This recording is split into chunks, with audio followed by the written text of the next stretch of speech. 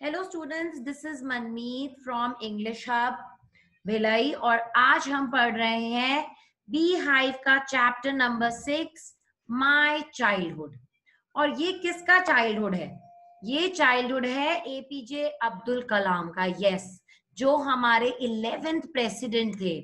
और आपको पता है जब वो प्रेसिडेंट थे तो सबसे ज्यादा प्रेसिडेंट हाउस में कौन लोग आते थे? बच्चे। यस, उनका मानना था कि बच्चे जो है ना वो फ्यूचर है हमारी कंट्री का। तो आए दिन कभी लंच, कभी डिनर, कभी किसी प्रोग्राम के लिए ही used to invite kids to the president house.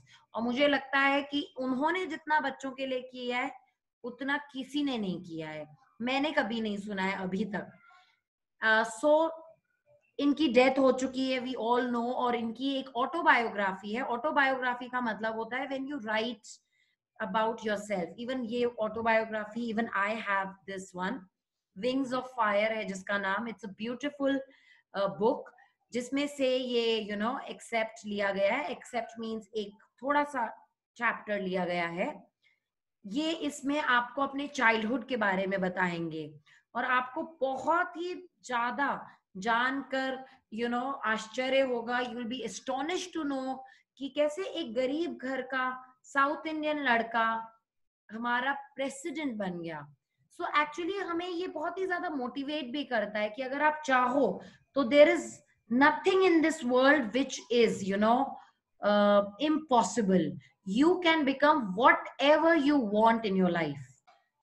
So now we are going to read about the childhood of our own 11th president APJ Abdul Kalam जो अब नहीं रहे.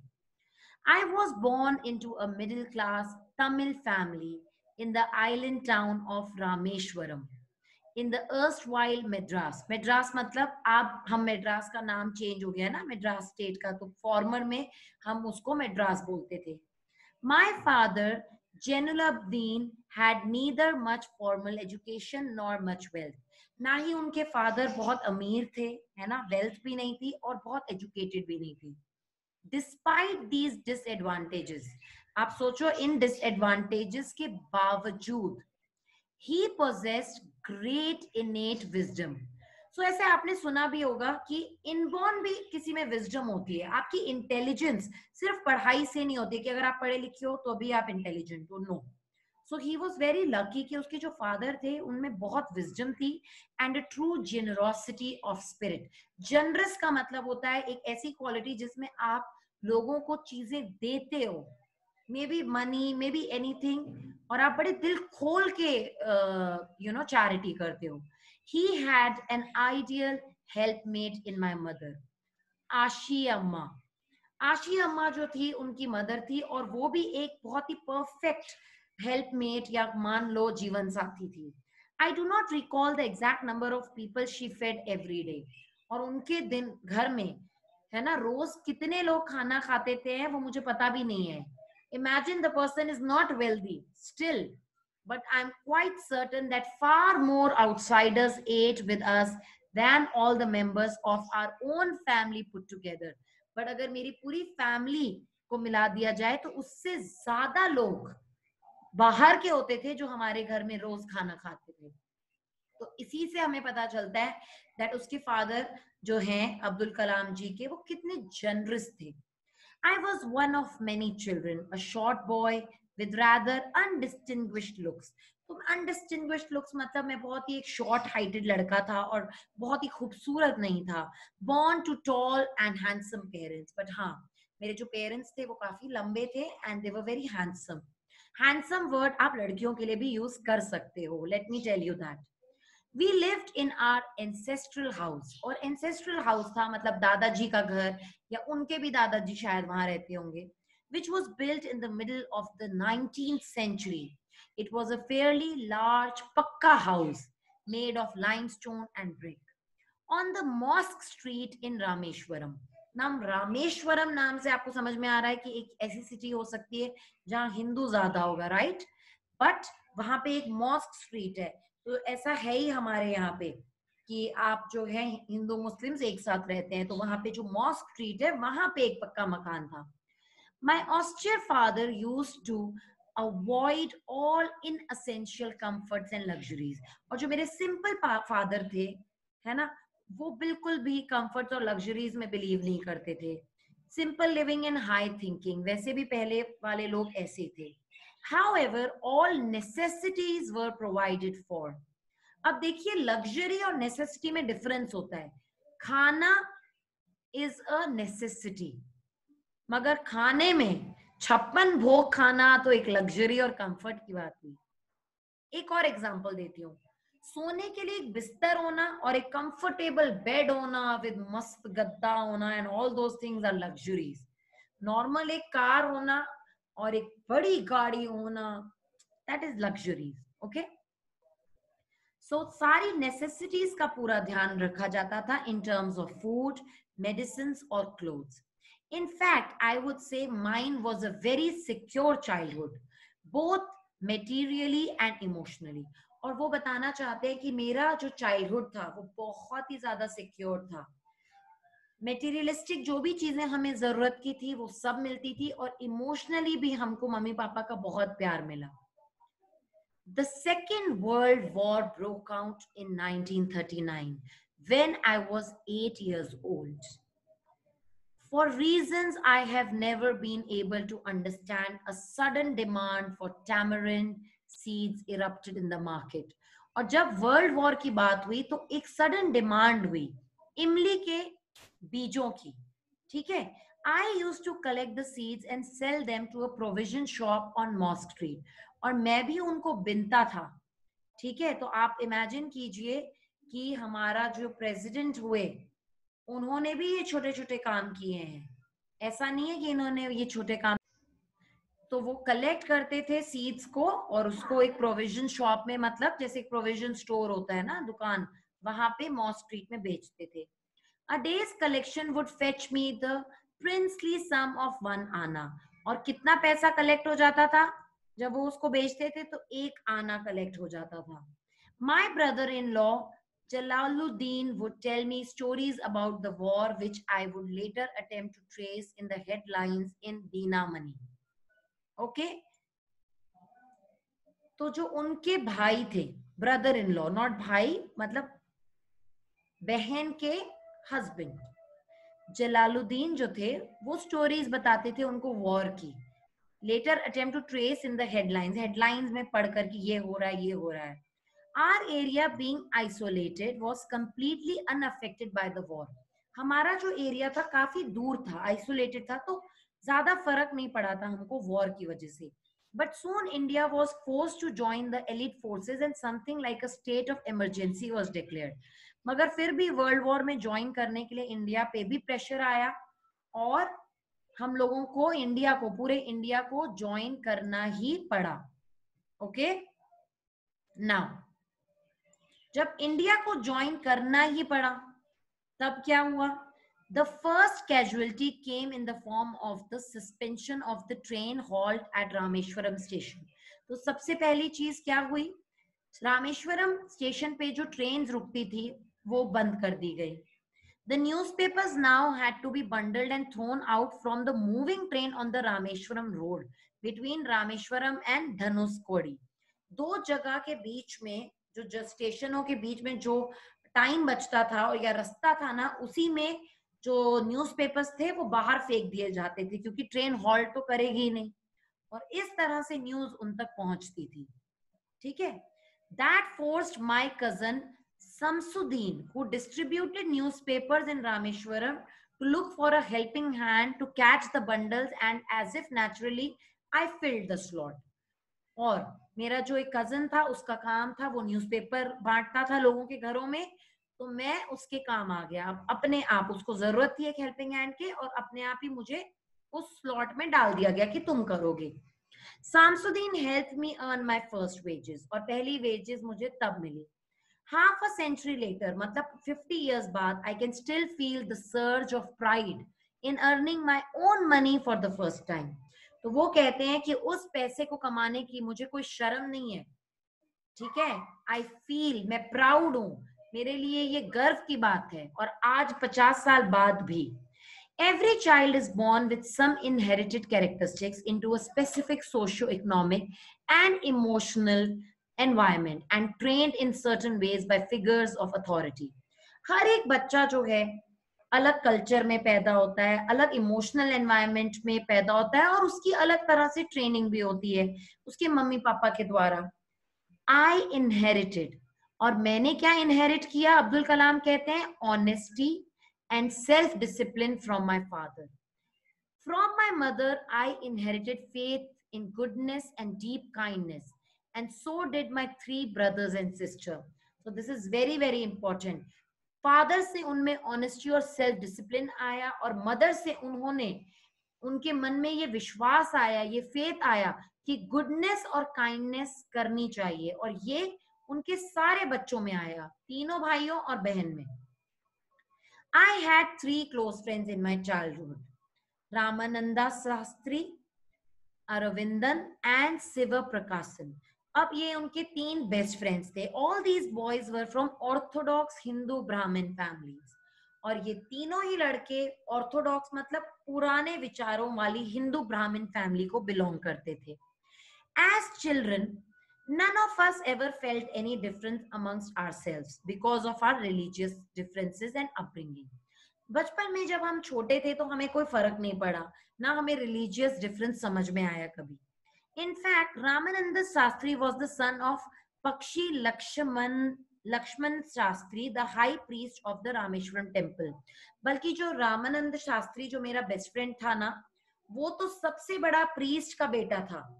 रामेश्वरम में जो सबसे बड़ा टेम्पल है उसके सबसे बड़े प्रीस्ट का बेटा था. Later he took over the priesthood of the Rameshwaram temple from his father. Arvindan went into the business of arranging transport for visiting pilgrims. और अरविंदन जो है उसने went into the business मतलब उसने ऐसा बिजनेस चूज किया जिसमें वो अरेंज करता था transport for visiting pilgrims. Pilgrims मतलब होता है सारी धार्मिक जगहों पर. पिलग्रिम्स मतलब जो लोग आते हैं, जिनको जाना होता है ना, जैसे उनको पिलग्रिम्स घुमाना, तो उसके लिए वो ट्रांसपोर्ट का काम करने लगा. उसने ये बिजनेस शुरू किया. और जो तीसरा फ्रेंड था शिव प्रकाशन बिकेम अ केटरिंग कॉन्ट्रैक्टर. उसने खाने पीने का काम शुरू कर दिया फॉर द सदर्न रेलवेज. तो ये तीनों फ्रेंड की बात हो रही है. पहला दोस्त जो है वो प्रीस्ट का बेटा था तो उसने वही काम किया. दूसरे ने, जो लोग घूमने आते थे, है ना, पिलग्रिम्स देखने आते थे, पिलग्रिम्स खुद आते थे मतलब मंदिरों में, मंदिरों को, टेम्पल्स को, उसने वो काम किया, उनकी ट्रांसपोर्ट अरेंज किया. और तीसरे ने सदर्न रेलवेज में खाने का काम किया, केटरिंग का काम शुरू कर दिया. During the annual Sri Sita Rama Kalyanam ceremony, our family used to arrange boats with a special platform for carrying idols of the Lord from the temple to the marriage site. तो जब भी कोई ऐसी चीज होती थी, है ना, जैसे सीताराम कल्याणम या सेरेमनी हुई, कोई सीताराम की शादी की सेरेमनी हुई, तो हम लोग ही बोट्स अरेंज करते थे. ठीक है, ताकि आइडल्स जो हैं, आइडल्स मतलब मूर्तियां लॉर्ड की, यहाँ से वहां कैरी कर पाए from the temple to the marriage site. जैसे राम और सीता की शादी करानी है तो ये लोग बोट्स अरेंज करते थे. Situated in the middle of the pond called Ram Tirtha which was near our house. Events from the Ramayana and from the life of the prophet were the bedtime stories my mother and grandmother would tell the children in our family. और भले ही हम मुस्लिम थे मगर रामायण की story पढ़ पढ़ के, bed time stories हमने भी रामायण की ही सुनी है. ठीक है.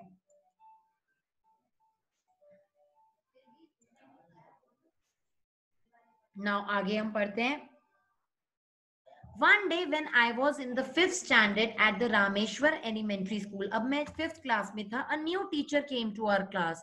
ये बहुत ही पॉपुलर स्टोरी है कि जब ये 5th क्लास में थे तो एक बहुत ही न्यू टीचर आए थे, और ये I used to wear a cap, और मुस्लिम्स वाली इन्होंने कैप पहनी हुई थी which marked me as a Muslim, and I always sat in the front row next to Ramanand Shastri. Ramanand Shastri जो प्रीस्ट का बेटा था उसके साथ ही ये बैठते थे हमेशा आगे. तो उन्हें पसंद नहीं आया कि मुस्लिम बच्चा हिंदू के साथ बैठा है। देखिए, जानिए क्या हुआ। हु वोर द सेक्रेड थ्रेड। ये लोग ब्राह्मण एक थ्रेड पहनते हैं ना, वो पहनता था। The new teacher could not stomach a Hindu priest's son sitting with a Muslim boy. उनको बिल्कुल पसंद नहीं आई ये बात. In accordance with our social ranking, as the new teacher saw it, I was asked to go and sit on the back bench. और मुझे strictly back bench पे भेज दिया गया. I felt very sad, and so did Ramanand Sastri. हम दोनों को बहुत बुरा लगा. He looked utterly downcast as I shifted to my seat in the last row. वो भी बहुत दुखी हुआ. The image of him weeping when I shifted to the last row left a lasting impression on me. तो अगर आपसे पूछा जाए कि उन पे एक लास्टिंग इम्प्रेशन क्या था, जब एक हिंदू मुस्लिम को एक टीचर ने डिफरेंशिएट किया और अलग किया, तो वो ब्राह्मण का बेटा, प्रीस्ट का बेटा रो रहा था. तो वो देखकर उनके मन में कितना इंपॉर्टेंट इम्प्रेशन आया कि हम सब एक हैं, you know. After school, we went home and told our respective parents. हमने घर में जाके about the incident बताया. Lakshman Sastri summoned the teacher. Summoned मतलब उन्होंने बुलवा लिया. And in our presence, और हमें भी बुलाया, told the teacher that he should not spread the poison of social inequality and communal intolerance in the minds of innocent children. This is a very important line. उन्होंने क्या समझाया एक teacher को कि आप सोशल इनइक्वालिटी और communal intolerance है ना, ये छोटे छोटे बच्चों के इनोसेंट माइंड्स में मत भरो इसका जहर कि तुम सोशल अमीर गरीब अलग हो, और दूसरा तुम हिंदू और तुम मुस्लिम हो, कम्युनल इंटॉलरेंस मत भरो इन बच्चों के दिमाग में. सोचो, एक हिंदू प्रीस्ट ने बोला. He bluntly asked the teacher to either apologize or quit the school and the island. Not only did the teacher regret his behavior, but the strong sense of conviction Lakshman Shastri conveyed ultimately reformed this young teacher. बल्कि उन्होंने apologize तो किया teacher ने, मगर उस teacher के अंदर भी रिफॉर्म किया.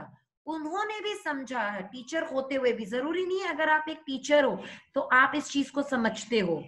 उस प्रीस्ट से टीचर के अंदर भी एक चेंज आया, रिफॉर्म आया, एक ओपिनियन और बिलीफ चेंज हुआ उनका, है ना. तो इट्स नॉट दैट कि टीचर हो तो आप हमेशा सही होगे. Even I can make a mistake as a teacher and there is no problem in saying that I am wrong और आई मेड अ मिस्टेक और apologize. Okay, now I always sat in the front row next to Ramananda Sastri. अब आप इन दोनों बच्चों को देख सकते हो, ये बहुत ही फेमस स्टोरी भी है, ये पहले भी शायद आप में से कई बच्चों ने सुनी होगी. On the whole, the small society of Rameshwaram was very rigid in terms of the segregation of different social groups. However, my science teacher, Siva Subramania Iyer, though an orthodox Brahmin with a very conservative wife, was something of a rebel. अब एक और ऐसा incident इनकी life में हुआ. इनके science teacher की जो वाइफ थी ना, वो बहुत कंजर्वेटिव थी. He did his best to break social barriers. Science teacher तो सोशल बैरियर्स तोड़ना चाहते थे, so that people from varying backgrounds, अलग अलग background, could mingle easily. He used to spend hours with me and would say, Kalam, I want you to develop so that you are on par with the highly educated people of the big cities. और हमेशा उनको कहते थे खूब पढ़ो ताकि अमीर लोगों के साथ तुम्हारा भी उठना एक पार आ जाओ, बराबर आ जाओ तुम. One day he invited me to his home for a meal. His wife was horrified at the idea of a Muslim boy being invited to dine in her ritually pure kitchen. अब हिंदू औरत है तो उसका बिल्कुल ही दिमाग खराब हो गया कि मेरे प्योर किचन में एक मुस्लिम लड़का आएगा. तो she was not happy. She refused to serve me in her kitchen. उसने बोला नहीं, पहले के जमाने में किचन में खाना खाया जाता है, वो बिल्कुल रिफ्यूज कर देती है. Siva Subramania Iyer was not perturbed. वो बिल्कुल भी परेशान नहीं हुए. Not did he get angry with his wife. और ना ही वो नाराज हुए, but instead served me with his own hands and sat down beside me to eat his meal. उन्होंने बोला कोई बात नहीं, ना वो नाराज हुए, वो बल्कि उस मुस्लिम लड़के के साथ बैठ गए और अपने हाथों से उनको खाना सर्व किया. His wife watched us from behind the kitchen door. और वो छुपके से देखती रही. I wondered whether she had observed any difference in the way I ate rice, drank water or cleaned the floor after the meal. और मैं भी सोचता रहा कि क्या इसको मुझ में एक मुस्लिम लड़के में कुछ अलग दिखता है क्या, जिस तरह मैं खाना खाता हूँ या पानी पीता हूँ या फ्लोर साफ करता हूँ खाना खाने के बाद. When I was leaving his house, Siv Subramaniam Iyer invited me to join him for dinner again the next weekend. उन्होंने मुझे नेक्स्ट वीकेंड बोला तुम दोबारा आओगी. Observing my hesitation, obviously वो बच्चा hesitate हो गया क्योंकि वाइफ ने सर्व नहीं किया. He told me not to get upset और बोला कि बिल्कुल अपसेट नहीं होना है तुमको. Observing my hesitation, he told me not to get upset, saying, once you decide to change the system, अगर एक बार तुम ठान लो कि तुम्हें सिस्टम को बदलना है, such problems have to be confronted. Confront करना मतलब तुम्हें इन प्रॉब्लम्स को सामने खड़ा होना पड़ेगा, तुम्हें मेरी वाइफ के फिर सामना करना पड़ेगा, तुम्हें इससे डरना नहीं है. When I visited his house the next week, Siva Subramania Iyer's wife took me inside her kitchen and served me food with her own hands. और सोचो दूसरी बार आने पर सुब्रमण्यम की वाइफ ने मुझे अपना लिया. Then the Second World War was over and India's freedom was imminent. Indians will build their own India, declared Gandhi ji. The whole country was filled with an unprecedented optimism. पूरी की पूरी country, ठीक है, optimism से भर गई थी जिसको कोई दबा नहीं सकता था. I asked my father for permission to leave Rameshwaram and study at the district headquarters in Ramnathpuram. और फिर मैंने अपने फादर से परमिशन ली कि मैं अब बड़ी डिस्ट्रिक्ट में जाके पढ़ना चाहता हूँ. He told me as if thinking aloud, Abul, I know you have to go away to grow. Does the seagull not fly across the sun alone and without a nest? He quoted Khalil Gibran to my hesitant mother. Your children are not your children. They are the sons and daughters of life's longing for itself. They come through you, but not from you. You may give them your love, but not your thoughts, for they have their own thoughts. तो मतलब जब अब्दुल कलाम ने अपनी thoughts दिखाई कि मैं अब आगे जाके पढ़ना चाहता हूं, तो उनके फादर ने बिल्कुल हामी भरते हुए समझाया कि एक सीगल भी अकेले ही उड़ती है ना.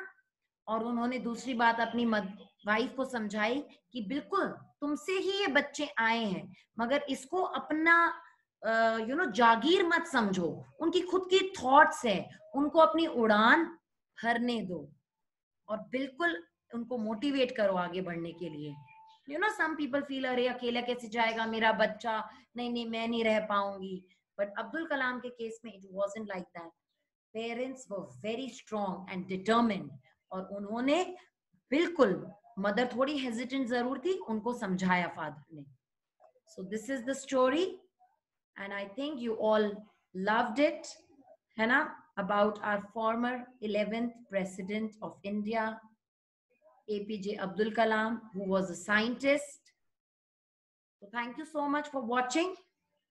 Please click the blue link for the MCQ questions so that you can see कि आपको ये story कितनी समझ में आई है. Okay? Thank you, kids. Thank you so much.